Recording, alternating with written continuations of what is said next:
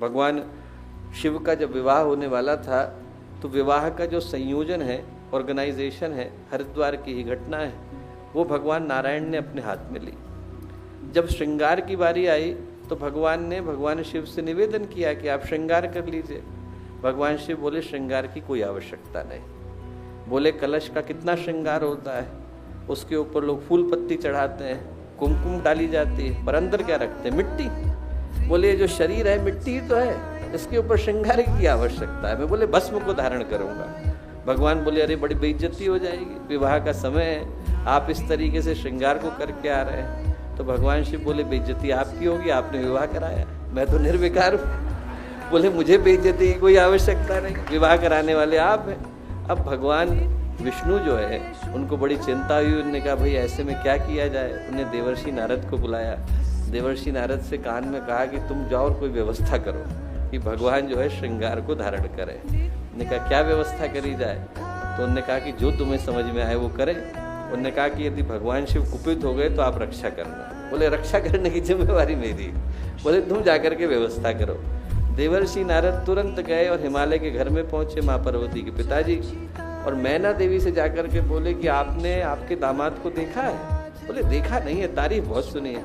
बोले आइए मैं लेकर के चलता हूँ, जहाँ पर वर पक्ष है वहाँ पर चलते हैं। वहाँ पर सब बड़े बड़े लोग आ रहे थे बारात में शामिल होने के लिए। ब्रह्मा जी आकर के पहुँचे तो इतने सुंदर सारे के सारे अच्छे से अच्छे हाथी पर, अश्व पर, बड़ी बड़ी पालकी पर आकर के पधारे तो मैना देवी झाड़ी के पीछे छुपी हुई थी। उनने नारद से पूछा ये है। बोले ये नहीं है, तो भगवान के ज्योतिषी हैं। बोले अभी भगवान आने वाले। उनके पीछे जो है कुबेर का आगमन हुआ, और भी ज्यादा वैभव के साथ कुबेर आए। उनने कहा ये है। बोले नहीं नहीं, तो भगवान के मुनि में भगवान का आगमन होने वाला है। उनके पीछे पीछे और बड़े बड़े लोग आए, एक के बाद एक लोग आने लगे। मैना देवी हर बार पूछती कि ये है। बोले ना ना ये नहीं है, भगवान का आगमन होने वाला है। फिर भूत प्रेतों का आगमन शुरू हुआ। भूत प्रेतों को देख करके मैना देवी घबराई कि ये कौन है। अब भगवान तो विश्वनाथ। बोले ये भी भगवान के सहयोगी। अभी आपने देवताओं को देखा, अब आप दानवों को देखो। बोले ये भी भगवान के सहयोगी हैं। अब जब उनका आगमन हुआ और सबसे अंत में देखा कि भगवान आकर के खड़े हुए, बैल के ऊपर चढ़े हुए हैं, उनके कंधे पे सर्प लटका हुआ है, इधर से जो है हाथ में त्रिशूल को धारण किए हुए हैं, चिता की भस्म को लगाए हुए हैं, तो मैना देवी घबराई। मैना देवी ने उनसे जाकर के भगवान विष्णु से प्रार्थना करी। बोले आप ही श्रृंगार कराइए।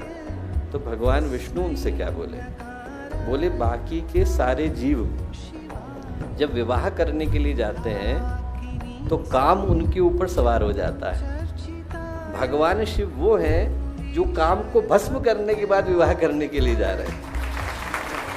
बोले आप इनको दोनों ही रूपों में धारण करिए। जैसे ही ये भाव मैना देवी के मन में आया, उनने भगवान शिव का वो रूप पाया जिस रूप को हम कल्याणकारी शिव कह करके पुकारते हैं।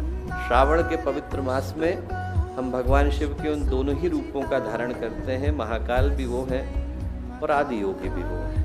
हमारे चैनल से जुड़ें, सब्सक्राइब करें और इस विचार क्रांति के अभियान में सहभागी बनें।